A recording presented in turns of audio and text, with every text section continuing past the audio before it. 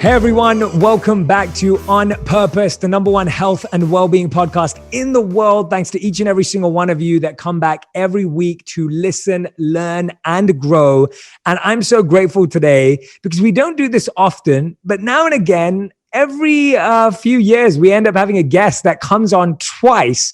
And this is one that I'm really, really excited about.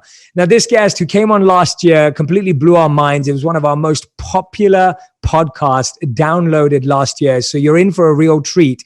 And today's is even more practical, tactical, and useful for you. So I know that you're going to get a lot of value from it. So I want to get your pens out, your pads out. I want you to be taking notes and ready to learn from none other than Ray Dalio. In 1975, Ray Dalio founded an investment firm, Bridgewater Associates, out of his 2-bedroom apartment in New York City.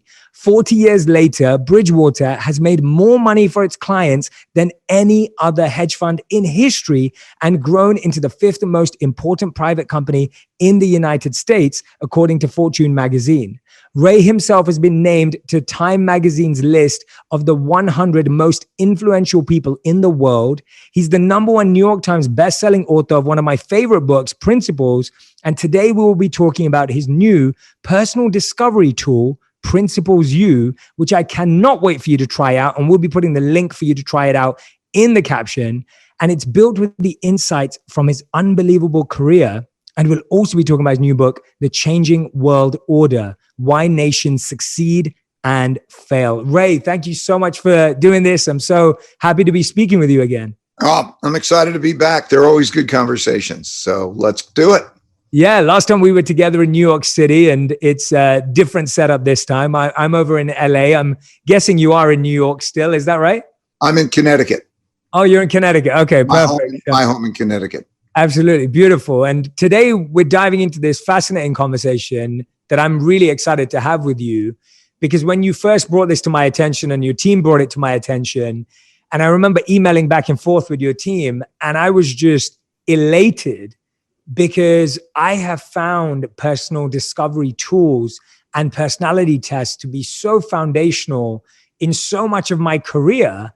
And at times, some of the ones that I've done have been groundbreaking for me, which have just helped me focus in on my true strengths and talents and skills. And now as I go on to the next stage in my career and entrepreneurship journey of hiring people and building my team, we're about 50 people across the world right now. And as that continues to develop, I'm so excited to use this tool for that reason. But I want to start off by asking you, what was the first tool you ever did? And what did it teach you about yourself? Or what did you learn about yourself? I'd say it was, 20, 25 years ago. I was running the company and I understood that people were different. And I got exposure at that time to Myers-Briggs. And I gave it to the top 150 managers. So we got the test, ripped back. I read the results. And in many cases, I couldn't believe that people actually thought the way that they were described, that they think. And yet they were asked to rate the quality of the rating of them from 1 to 5. And 85% rated it a 4 or a 5. That said, that is me. So, whoa. And that prompted conversations. What are you like? What? And that changed everything. It had a big impact. The reason was, up until that point, people who thought differently than each other often got frustrated with each other. You know, the big picture thinker dealing with the person who paid attention to details would get frustrated. They'd say, what are you caught up in the details? And the detail person, speaking with the big picture thinker, would say, your head's in the clouds. And what we began to realize when we started to correlate that data with job performance is that people excelled in different types of jobs, depending on what they needed, what they were like. And also, we were able to put them together to work well together. They began to appreciate the differences, understand the differences, and build from there. So that got me hooked. It was much more valuable than resumes. I'm not saying resumes aren't, but it was helpful for their development and for us for placing them. And I'd say that was about 20 or 25 years ago. Yeah, that's incredible. And I love hearing that. It's been the same for me. I found that, as you dive into these understandings, you realize people communicate differently, people deal with conflict differently, people connect and create rapport differently.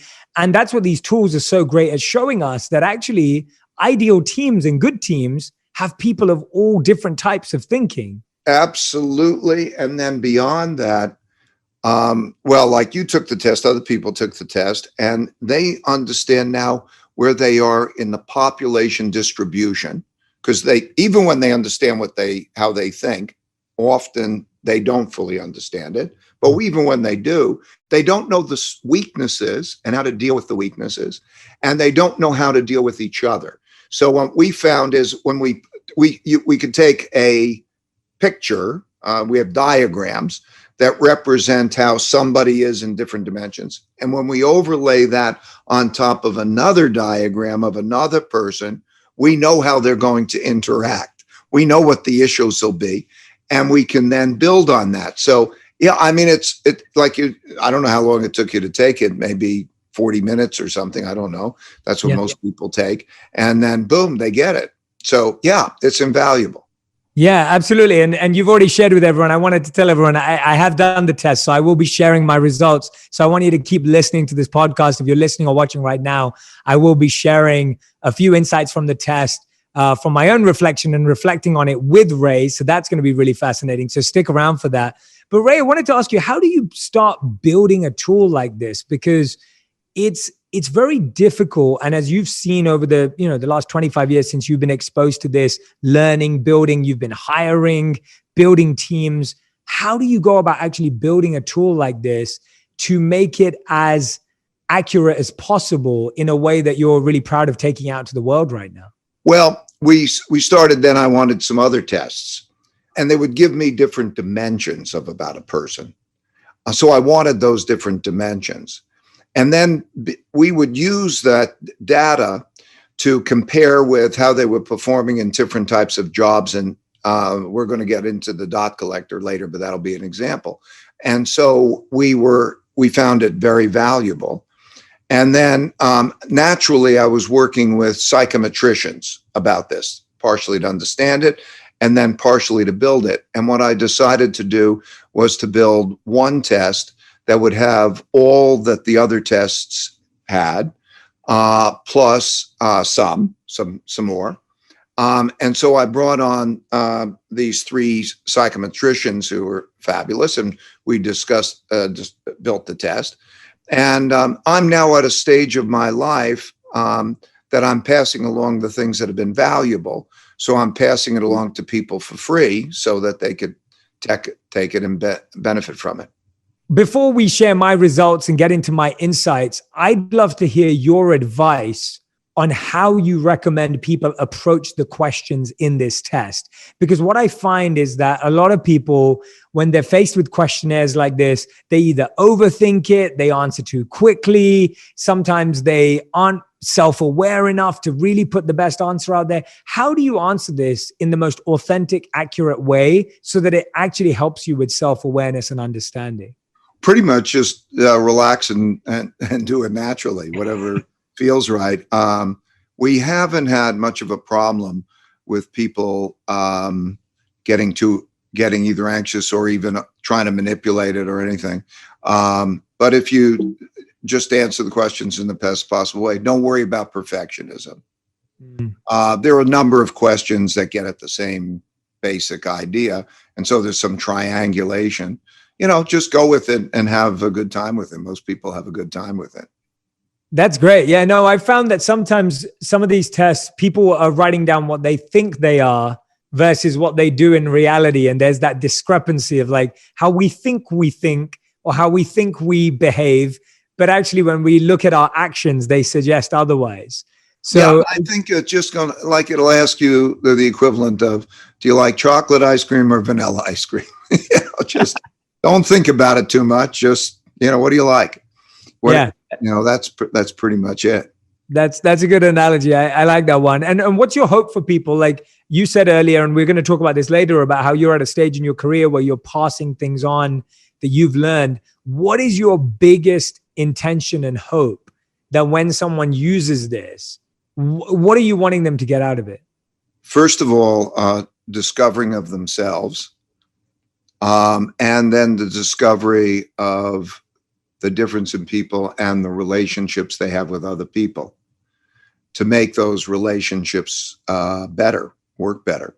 So personal discovery will help them. They'll know what they have and what they're missing. And by knowing what they're missing, they'll be able to supplement it and be more successful.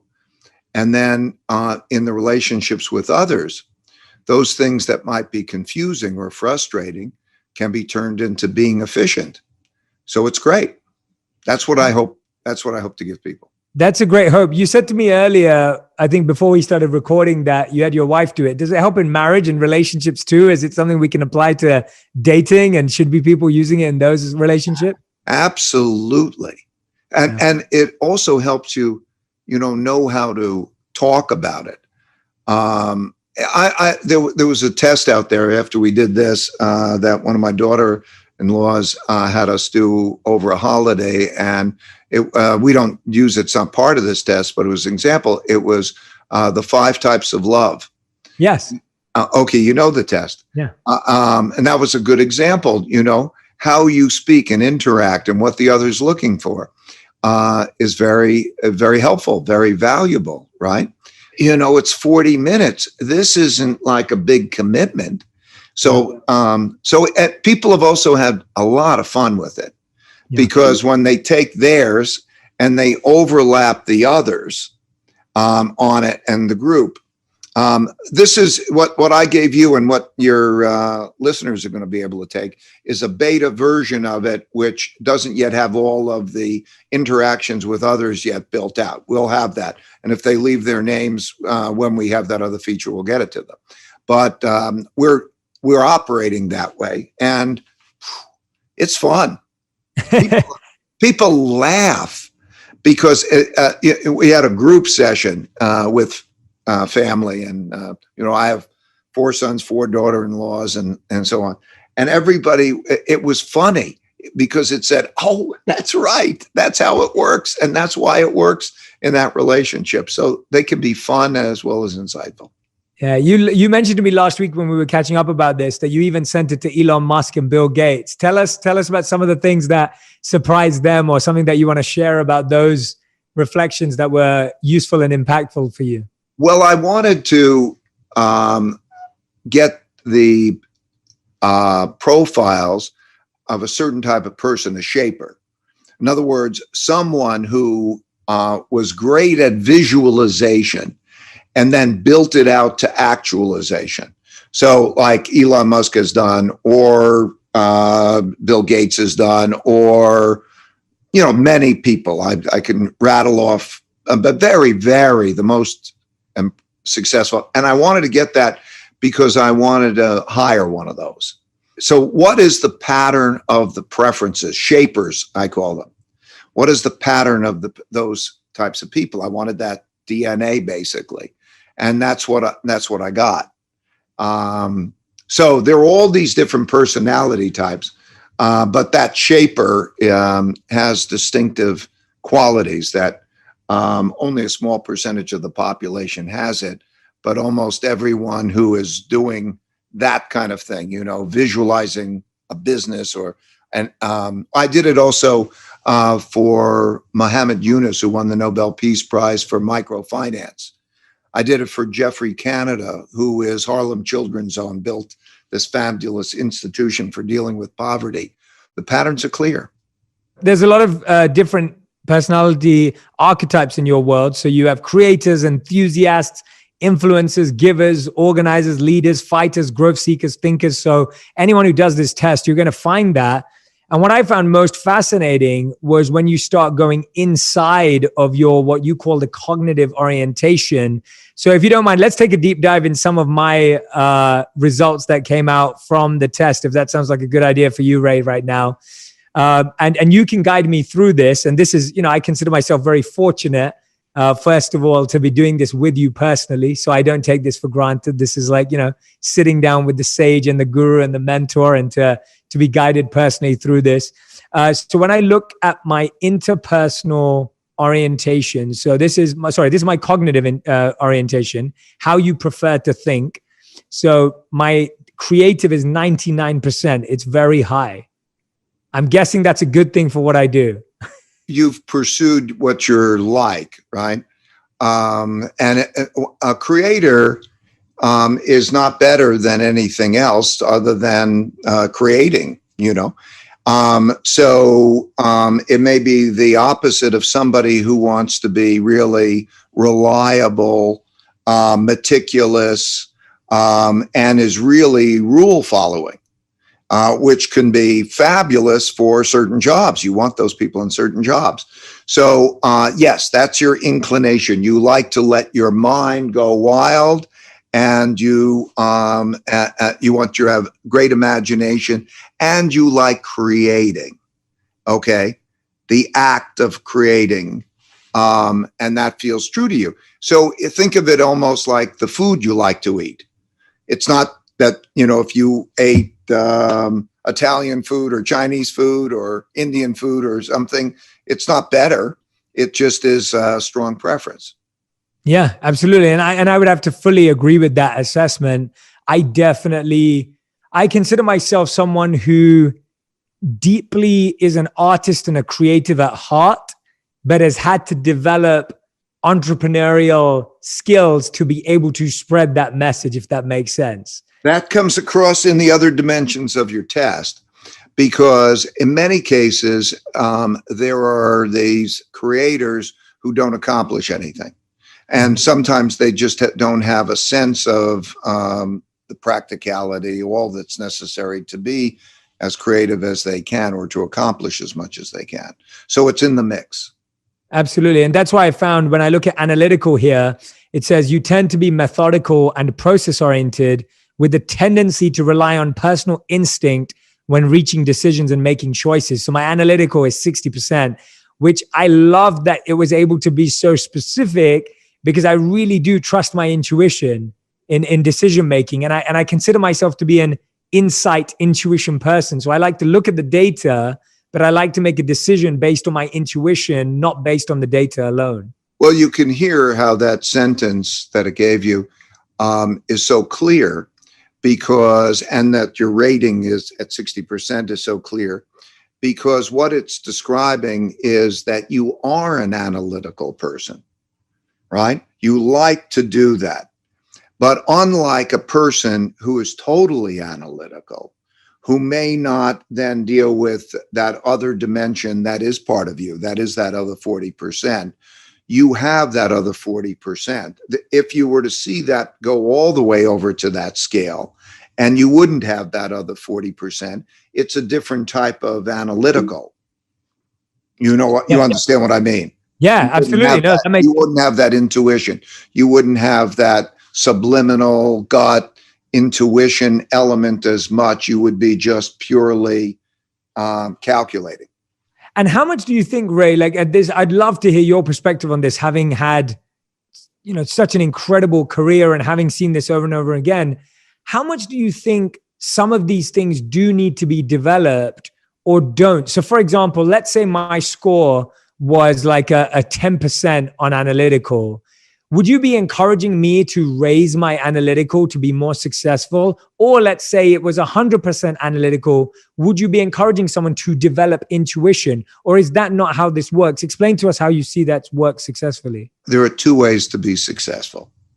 To acquire all of the skills and abilities to be successful. That's the tough way. Or to work with people who have those things that you are missing, and work with them well. And that's the easy, most effective way. Yeah. So yes, we could try to change you. The difference is you can move by the equivalent, if you work hard at it, by about one standard deviation of the population. In other words, yes, if you work hard at it, you can become more and more analytical. You practice, you exercise it, and so on. To use that example that you're using, but you have to work on it. You'll change some, and so on. And generally, just realize, like, you don't need to have it all, right? And if you have a complementary relationship, you're helping somebody who needs you, and that's usually the best way to do it. Another one that I'm looking at here is, I'm just picking out some fun ones that I like. So conceptual, it says, you have a preference to think abstractly and philosophically using theories and models to solve problems. That is very me. And it says 93%, very high. I couldn't agree with that more. I love philosophize. My greatest joy in life comes from two statements. So the first statement is by Ivan Pavlov, and he said, if you want a new idea, read an old book. So I really believe that. I love going into timeless texts and unearthing truths. And then the second statement that kind of defines my work is by Einstein, where he said that if you can't explain something simply, you don't understand it well enough. And so for me, I like to try and find something that is really complex or intricate and detailed from the past, and try and really extrapolate the essence from it so that I can share it with people. That's kind of where I get my joy and buzz in life. I can hear that in you. I can empathize with you, by the way, because mine is quite similar. My testing and my inclinations are quite different, quite similar to that. And you could hear the passion, and we could feel the passion. And then we also have to understand that there are other people who are exactly the opposite and get their passion from something different. Yeah, no, absolutely. And there's, I've also met people, you're right, completely the opposite, who actually love making things more complicated and intricate and mystical. Yeah, so you can see where people go. Yeah. In a conversation, you will see, do they go down to the detail? And can they separate the detail? Do they want the detail when they want the big picture? Psychologists also call that helicoptering. Everything has different levels, like Google Maps. It's equivalent conceptually of Google Maps. So if you go up and you're looking down, the picture is totally different from that level, and then you go down into it. So people are either inclined to be in one level or another, or some can navigate from the detail to the big picture to the detail. Like when Elon Musk gave me his car to drive. This was way back when it sort of first came out. He was able to navigate it, showed it up in his testing and everything. So he would pay tremendous attention to detail. He showed me then the car and how the button, and you push this and the trunk opens and this does this. And so he was like a jeweler with a piece of jewelry in terms of that design, the detail. And then he goes back to the big picture. And we were talking about like going to Mars and humanity over a period of time. He was able to navigate both of those. That's a rare occasion, by the way, because people don't always. But there are those different levels, and you can see in the conversation where people tend to gravitate to. Absolutely. And what you're saying is, if someone is actually using this tool in their company or in their family or in their teams, then actually they don't just have to rely on reading people and what they're saying and hearing. They can actually have a framework that supports that, where they can find the parallels. Yeah, so we connected to the dot collector, for example. We do is put those profiles on, and then when they're interacting, then they're aware of those profiles, and it helps. Yeah, I saw that great video you made on YouTube about the dot collector, which I highly recommend everyone goes and watches as well, if it's available to the public. But that video really explained it well. And what I found fascinating about the dot collector, let's talk about it, seeing as you mentioned it there, is we're spending all of our days on Zoom right now, every single one of us, even us doing this interview right now. And you were talking about just how there's so many people who have so much to say who are not necessarily even the people speaking at that moment in time. There are so many notes being missed. There's so many in between the line messages that are lost in communication. And you've created this software to be able to actually capture all of that and then share that data in a way that's practical and applicable and actionable? Yeah, I'll give you a little bit background. Yeah. I created it in Bridgewater, so people will see it. It allows people to express what they're thinking about people, about what they're thinking on an ongoing basis, and then it allows questions and answers to go back, because what bothered me was only the people who could talk could I get the ideas from. And so there's a big bottleneck. And also, I wanted an idea meritocracy, everybody to be able to speak up, and I wanted everybody's thoughts. So that was that. And I also, like the test, wanted to collect the data so that with that data, they could on a day-to-day basis see what they're thinking. The data is collected so they know how they think again. And also, it's been fantastic for daily 360 reviews, because everybody is working with their with others, and they're getting essentially a 360 review simultaneously. So you don't wait to the end of the year for the feedback. You're getting that on an ongoing basis. Now, at this stage of my life, one of the things I'm doing is trying to help others who are running companies and so on. So Eric Yuan, who runs Zoom, and his team runs Zoom, he started it, he's running it. He asked us all to help. And because it had such a big effect on them, he's having it integrated into Zoom. So we expect in January, when you go on a Zoom call like this, there'll be attached to it this dot collector, and it'll allow people to do what I've just described.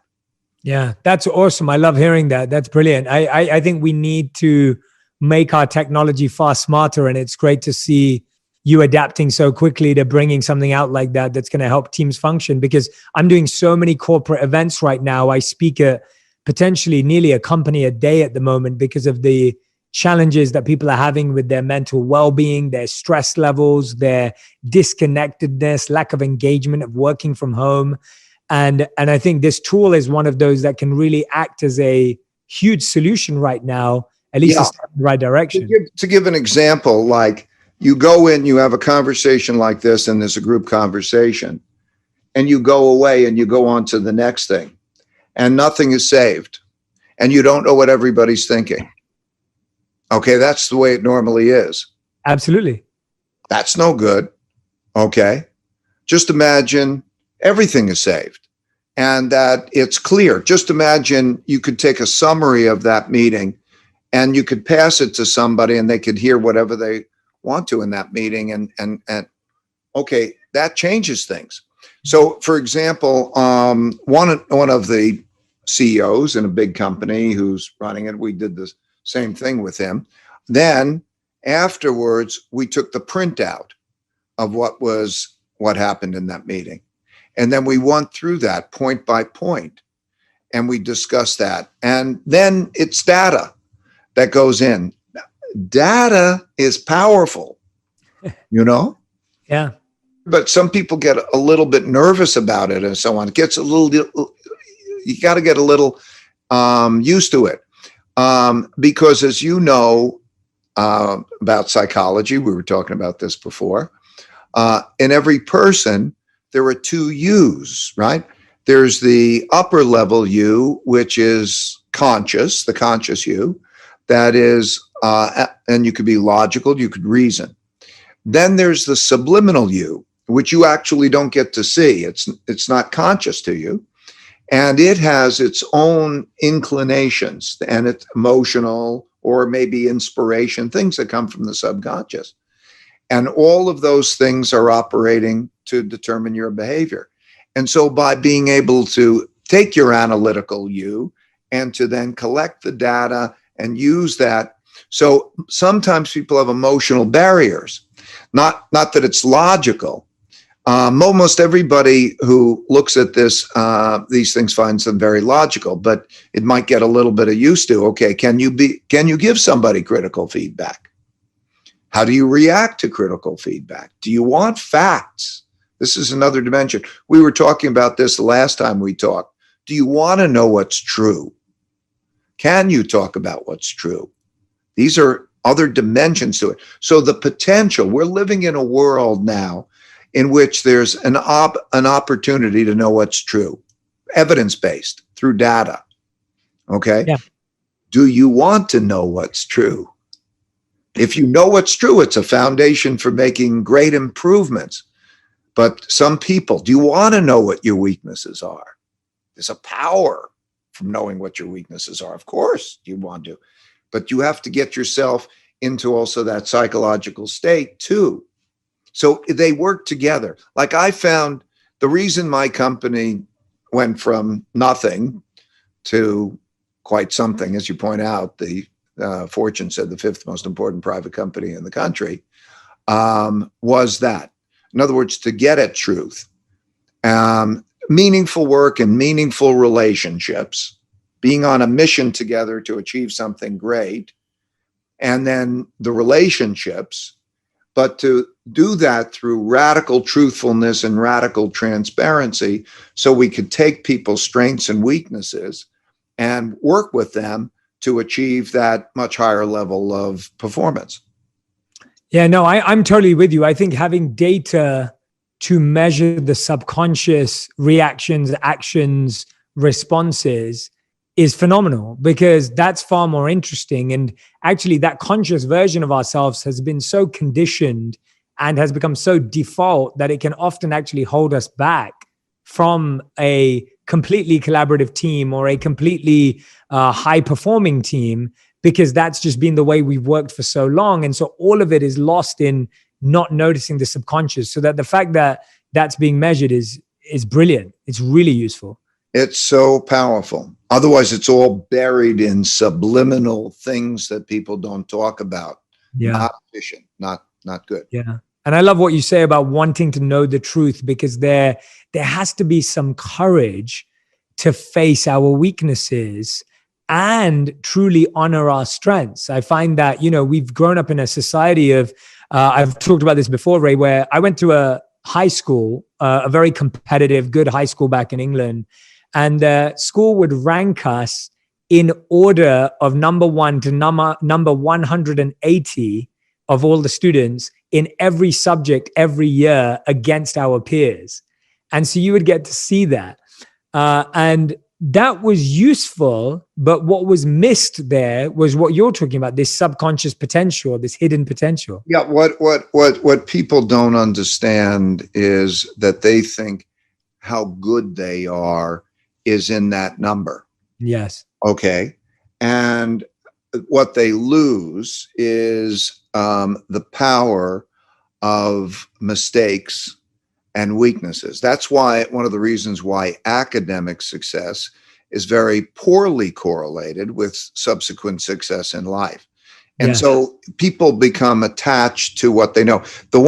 I think the greatest tragedy of mankind, it's a big statement, the greatest tragedy of mankind is that people hold opinions in their heads which are wrong, that they could so easily stress test. But they're so attached to those opinions that might be wrong. If there's a disagreement, somebody's must be wrong. How do you know that it's not you?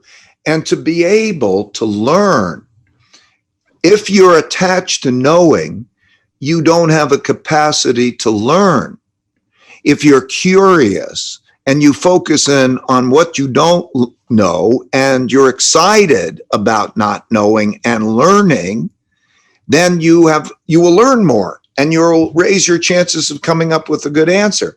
So that whole dynamic, as you're dealing with it, is, am I worthy? Am I good? And I don't want to look at my mistakes. I don't want to look at my weaknesses, is one of the great tragedies of our time. Yeah, I couldn't agree with you more. That's a really bold statement, but you backed it up well. So I'm definitely one who agrees with you. And I want to move back to some parts of my test because I still want to get your insight on it. This one is this section on interpersonal orientation, so how I engage with others, right? and my extrovertedness is 97%. And the definition is you tend to be engaging and outgoing. You thrive at the epicenter of social activities and are socially bold and adventurous. So I'll share something that's interesting about this. I agree with that highly, very much agree with that. At the same time, I love being alone more than being around lots of people.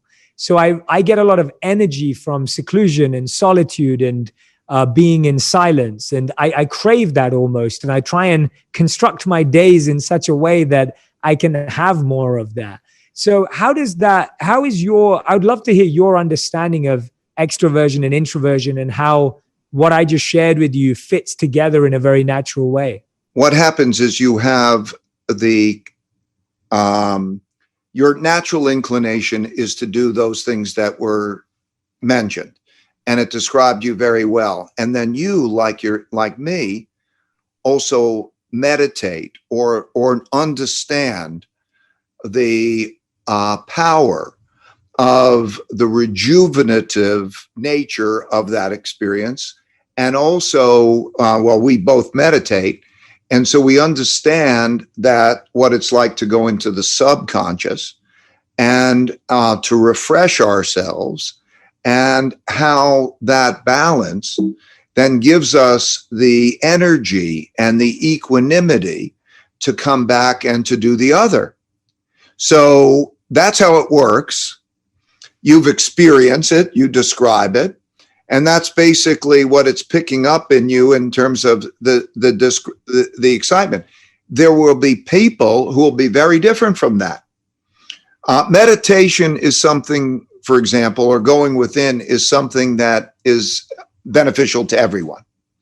But at the same time, when you, there are many people who wouldn't want to do the things that they just described you wanting to do. In other words, you will go into a group, you get your energy with that, you will naturally be there. There are people who are introverted who would say, that's the last thing in the world that I want. So you're naturally, as described, and then also using that in the way that I use that. I'm tested, and I'm very much exactly like you, and I experience that. I love hearing that. It's very reassuring hearing that from you. And I know that meditation's been a huge part of your practice, and we'll come back to that towards the end of the interview. I want to dive more into that. This was fun.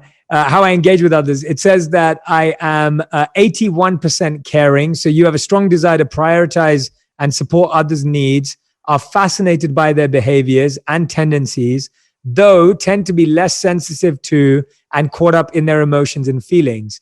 So that was interesting to me. I was like, yeah, I consider myself to be an empathetic, caring individual. At the same time, and to compare that to, I'm also 68% on the tough scale. So you tend to be willing to debate your and others' ideas and perspectives, share criticism openly when warranted, but tend to be more diplomatic and nuanced than blunt and direct in your style. And that I fully agreed with too, that I've never believed that being rude or being angry without control, or, to just be aggressive is ever useful, but to really share things in an open way without beating around the bush is really very much needed. So I like that comparison between tough and caring. Well, do you see how it really picked up the subtlety of it? Those sentences were written specifically for that mix of attributes and tailored that way, because it's saying that you are this way, but you're not this way. And so though that sentence was a very apt, very sophisticated or subtle, finessed kind of description of what that means for you. And there's a continuum there, you see, that somebody might be just one way or another, right? But yes, you are direct, you are strong, you want those things. And while you want those things, and you're deeply caring, okay, that caringness does not mean that you're going to shy away from talking about difficult things to talk about Mm-hmm. because you feel that you need to. Well, you can hear that's captured you, and that's a very important difference than somebody who might be also not, caring, but cannot talk about the difficult things because that makes it's very difficult for them to do. And there are many people who are like that. And so they in the test would have a description that would say, and you find it difficult to talk to people about such things and resolve them. Mm-hmm. That's the power of the test. What I found so unique and powerful about this test, especially this point that you've just again re-emphasized to me and highlighted to me, is that subtle nuance plays so deeply into my self-awareness because I believe I'm someone who likes to embrace polarities. So I believe that being spiritual and being strategic need to work together. I don't believe it's either or. I don't think you can say I'm just spiritual, I'm just strategic. For me, it has to work together. Or when I hear people say like, oh, you have to be affectionate or assertive. And I'm like, no, I'm both of those things. Like I want to be affectionately assertive. And so to me, I've always wanted to articulate and share more that I believe in embracing polarities. And this picked up on that, which I found fascinating because it's such a key integral part of how I see myself. And the fact that it could get right in there is really, truly powerful. And think about that what that means for the people that you have relationships with. And when you give it to them and they say, this is a description, because you could just go check, I believe it, it's powerful here, you understand. They're understanding you. They're understanding what you're doing, where you're coming from. And you could understand when they give you theirs, you can understand that and it all makes sense. Yeah, absolutely. For everyone who's listening and watching right now, if you're ever speaking to your partner or you're speaking to a colleague and you're wondering why they don't tell you it how it is, because that's how you respond, if you do this activity with them, you'll be able to see how they deal with difficult conversations, how they're caring and how their caring style comes across. And this one, for everyone's listening and watching, I want you to tell me if you agree or disagree. So my humor score came back and my humor score is 63%. It says you tend to be more joyful and lighthearted than serious and intense. 63% is pretty accurate, I'd say. I like to be quite sober too. My wife has been pushing me in the more lighthearted and joyful because that's what she is. And I'm pretty sure if we dialed this up for her, it would be like 99%. I can't wait to send it to her. But anyone who's listening or watching right now, you can tell me if you think I'm funny or not. You can tag me and Ray on Instagram as well, at Jay Shetty, at Ray Dalio. Tell them whether you think it should be more than 63% or less than 63%. But that was a fun one to see in there. Again, right. The next part is called motivational orientation, which, just for everyone who knows, describes how you manage and apply yourself as challenges are faced. So I'm interested in this. Composed, said 99%, very high. You tend to remain calm, confident, and controlled under stress or pressure. I feel very grateful to have been trained in that ability, thanks to meditation, thanks to my time as a monk. And it felt very reassuring to see that on paper. Well, yes. And it's you, and you see how this composite then adds up to you. Right. So, you're creative, you have the caring, but you're strong. You'll talk about those issues, and then, you're in a position where under stress, you'll be calm and so on. Wow. This is painting a very rich picture because there are some people who, stress is not good for. Yeah. And you wouldn't want them to be in that particular situation that you might they need help. Absolutely. And this one really resonates. So it's really interesting. I'll share this with you. So the composed aspect is what I gained from being a monk. But the next thing I'm going to share with you is what stopped me from remaining a monk. So my autonomous is 99%. So you are independent, self-motivated, and hold yourself accountable for outcomes you experience. But that independence is what broke me out of living as a monk, because I could no longer adhere to the rules and practices and feel that that's how I wanted to share the wisdom. And so it's interesting how experiences in our life help us gain certain skills like that composure, but then also our natural inclination of autonomy, which is very high in me, I know that for a fact, pushes you out of it too. Yeah. And then this is great. Flexible, 99%.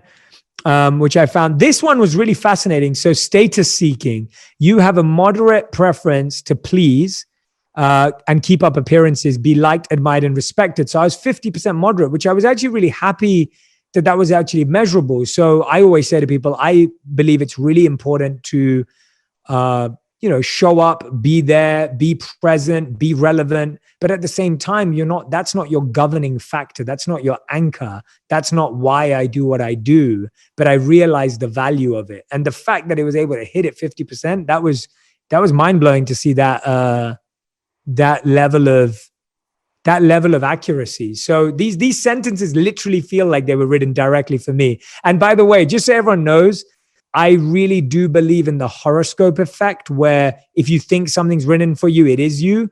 But having done a lot of these exercises and having spent a lot of time doing self-awareness, I can promise you that this is not the horoscope effect. I'm reading these statements and feeling very well understood and deeply understood. So I just want to throw that out there, Ray, because the horoscope effect is real, but this is not that. And the way that we test it is we go back. We sometimes we blind test it and we say, who is this person? And they get, oh, that's that person. And you get the triangulation. No, it's the real deal. Yeah. So, and it's 40 minutes and wow. And it's free. So yeah, it's awesome. So yeah, no, I absolutely love the test. I highly recommend it to everyone. I think it's a great conversation starter with your partner. I think it's incredible to do with your teams. I think it's phenomenal to do in your companies. I was saying to Ray when we spoke about this last week that my hope is that my Jay Shetty certification school can adopt this and use this in our coaching school as one of the tools that we recommend to people, because we want people to gain this self-awareness. And what better way than to have a really accurate, like you said, 45 minutes, 120 questions. It did not feel like that at all. It was really, I love doing these things and I love reading the results even more. And I couldn't recommend it more to each of you for your relationships, your families, your teams, your companies, depending on what level you're at in the company. But I'll definitely be recommending this to the CEOs, the executives that I work with in my work and coaching work. And we're going to put the link for all of you to try out. So this is the beta version, I believe, that Ray's giving us access to. And so we're very grateful to Ray and the team at Principles U for doing that for us. And so I want each and every single one of you that are listening to this, if you've been fascinated by learning about my answers and seeing how me and Ray have been reflecting, I want to see yours. So head on to Instagram, share your archetype, share your insights of what you learned, and tag me and Ray on Instagram, because we want to be able to see what is it that you learned about yourself. And then I want to keep you monitoring, and I want you to come back and tell me some stories about how this has impacted your relationships and your companies. And if you record it and send it into us, we will put it on a future episode as well. So I want to gather some qualitative responses from you as well as quantitative. So I want to throw that out there for everyone who's watching. Well, then let me say thank you very much, because, my goal is to pass it along and make it as good as possible to people. And if you all give that kind of feedback in this beta test, it'll all make it better and better. And it's better for everyone. So, wow, that would be just great. Awesome. Thanks, Ray. So Ray, I have to ask you, before we move on to the next part of the interview, I have to ask you, so if you were hiring me for a role in one of your companies, what would be my role? Where would you put me based on what you've learned? I'd have you as my strategic partner. In other words, okay, big picture, where are we going? How do we get there? And then I think you'd be extremely effective in dealing with people. Because, okay, you understand all of those things, that mix that you have between, on the one hand, being able to deal truthfully with those issues and not shying away from that, but to be able to do that well and to keep their well-being as paramount importance in their development and so on, are qualities that you have. That would be your inclination. But I'd also need to supplement you. As everybody else. And that would mean the people that would work with you to help on the implementation. I wouldn't want you to get caught up in the details. I wouldn't want you to necessarily rely on all the precision and the accuracy and all of those types of things. Thank you very much. I appreciate that. That's great to hear. I know I have a job lined up if I need it. Anytime. But no, that's awesome. It's really great to hear that. And I agree. That was going to be my second question. Who do you think I should be surrounding myself by to be more effective and productive? And you answered it just there and then, that having people around me that are highly detail oriented, implementation oriented, people who can bring that vision to life. And I couldn't agree with you more. I know I'm on the search for them in my company right now. So very much aligned with that. And I want people to know I really felt a great degree of accuracy doing this. Now, Ray, we've talked about this before. You're at a stage in your life, and you said it very wonderfully to me the other day. You said, I'm at a stage in my life where I'm trying to share what I've learned. We see you doing that with Principles now, with Principles U, with the Dot Collector, with your new book that's coming out called The Changing World Order, Why Nations Succeed and Fail. And what I love about the way you do it, and you beautifully said this, you were like, when you get to, you were saying that we share it, but you said when you get to 71, you want to do it faster. And I thought, what a beautiful way to live, that you're living with such purpose and service. And you always have, but you're continuing to do that today, and we're benefiting from it. But what I love that you have the ability to do based on your experience and background is you're able to go from these micro, individual, deep, personal topics to then scale. And like you said, the helicopter kind of method of then talk about these really macro, global, national issues and challenges. And you have not just the authority and experience, but you have the insight to be able to speak about these things. And so your new book, The Changing World Order, Why Nations Succeed and Fail, which you can pre-order right now. If you're listening to this episode, the book is not out yet, but it will be out soon. So you can pre-order it on Amazon. You talk about these three really fascinating concepts. Well, you talk about a lot, but I want to dive into these three important concepts. And the first one is something that rings really true for people right now. And we'll see the crescendo, but we talk about the financial challenges and the financial issues that society is currently facing, only amplified by the pandemic and the craziness of 2020.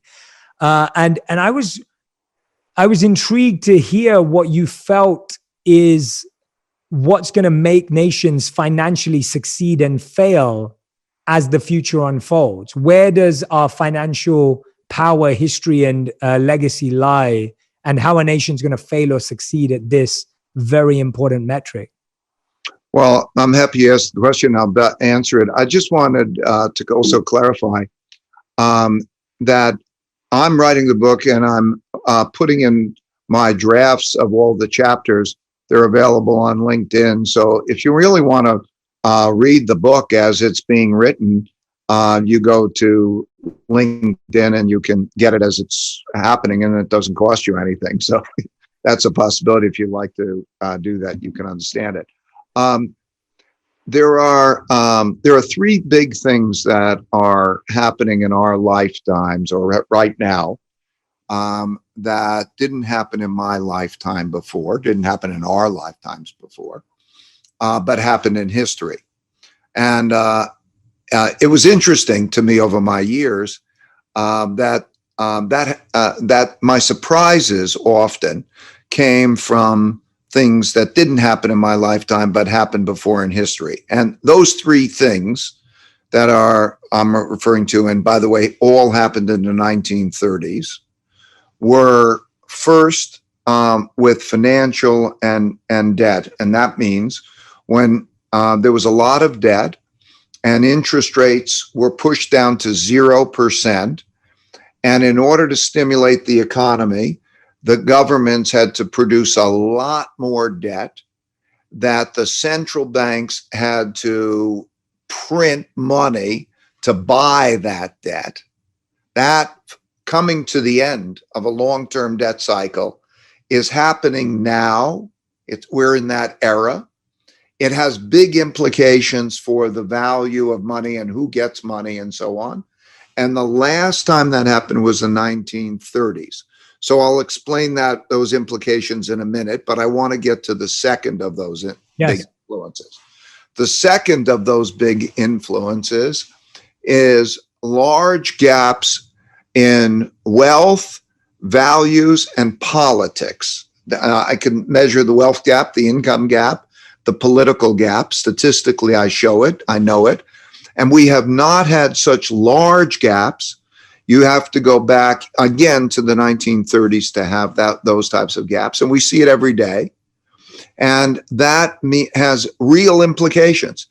It has economic implications, such as what will tax policy be? What will spending be? What will we put as our prioritization? So it affects us every day. But it even affects how are we dealing with each other. We have gotten almost to the point of having irreconcilable differences and being in a position where there's winning at all cost. And history has shown that that is a very threatening type of situation, that it's the brink of civil war and revolution when there's not enough respect for the system or enough interaction. So it's a really risky point that we see every day. How should we be? What are our values? What does that mean for taxes? You see it red states and blue states and the differences. And that has implications, financial, economic, and so on. And the third factor is the rise of a great power to challenge the United States as a great power.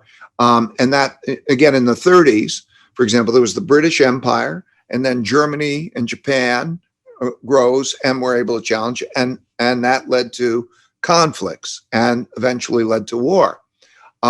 We now have, for the first time in this this world order, which began in 1945, when the end of World War I, we began a new system. It was the American system, put the dollar at the center of that system. In America, and the American world order rules who are American. And that is now, there's the emergence of China. And so we're having conflicts of China. There are 5 types of major conflicts that always happen over and over again. And we're experiencing that. They call them wars. There's a trade war. There's a technology war. There's a geopolitical war. There is a capital war. And there is a military buildup, and so on. And so how a lot of things are going to happen, how technology will unfold, how capital and trade will be, which will affect us all, is influenced by that. So those 3 things happened over and over again. So I studied the last 500 years of history to see the patterns, and I learned a lot about those 3 things, and how they relate to each other tells us where we are and gives us some good ideas of the risks and opportunities of what might come. Yeah, no, those 3 are so interesting when, like you just said, are being faced at the same time.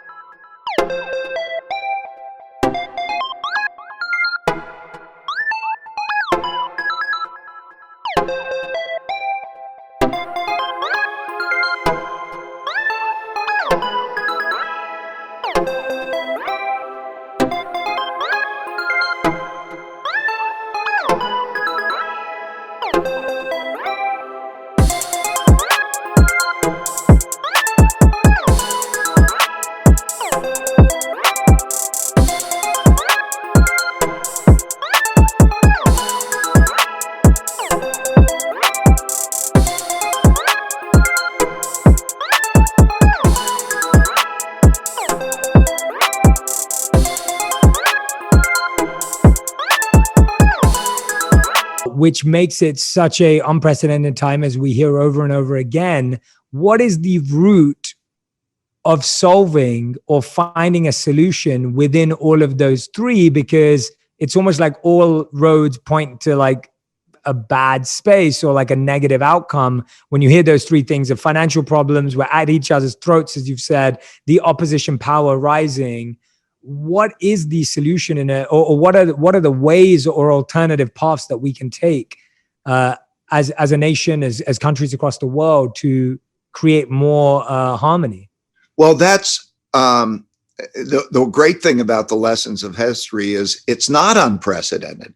It's only unprecedented in our lifetimes. Yes. We can look back over theirs, and you see these things happen over and over again. And so there are lessons. For example, on the war issue, there were 16 times where there were rising powers that challenged existing powers. In 12 of those times, they had wars. In 4 of those times, they didn't have wars, that they worked it out. And so you could see societies that came close to civil war or wars internationally. The big things are 2 big things. How the people deal with each other, recognizing whether this is a common challenge, and they recognize the need to find the common solutions through working together to find those common solutions, with the recognition and the horror of knowing what these wars are like.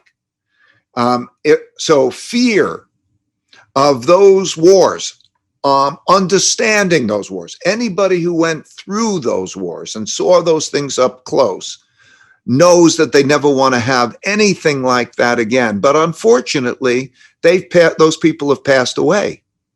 And so that notion of fear, that the necessity of working it together in a non-conflicting way is very important. And the second of those things are skills that so that you can engineer the increasing the size of the pie and dividing it well. What history has shown is that some people are focused in on increasing the size of the pie, but not dividing it well. And so that's a problem. And some people are so focused on dividing it that they don't know how to increase the size of the pie. At the end of the day, you have to raise productivity. Whatever you get to consume, whatever you get to eat, somebody's got to produce. And so productivity has got to be important, while there's also a recognition that that has to encompass most people, so that those most people can be productive and share in that productivity. If you don't have that, you'll have that out of balance and you'll have a problem. So those are the 2 things. Skills and the need to do it together are the 2 most important that history gives us as a guide. You know where you are. Every day's not a new day, right? In other words, we're not in a position where our debts were the same as when 30 years ago. And we're not in a position that monetary policy could be there. And we're not in a position that, like at the end of the war, where most people, there was a big middle class and the differences between them weren't great. You have to recognize those differences and be able to skillfully and together deal with those differences. That's such great analysis. And I'm so glad that you went and picked those lessons out from hindsight, because I think there's a beautiful statement by Mark Twain where he said, similar to what you're saying, man, he said, history never repeats itself, but it always rhymes. And we're in that situation right now where you're saying it's not exactly the same, but there are a lot of the same factors that are involved.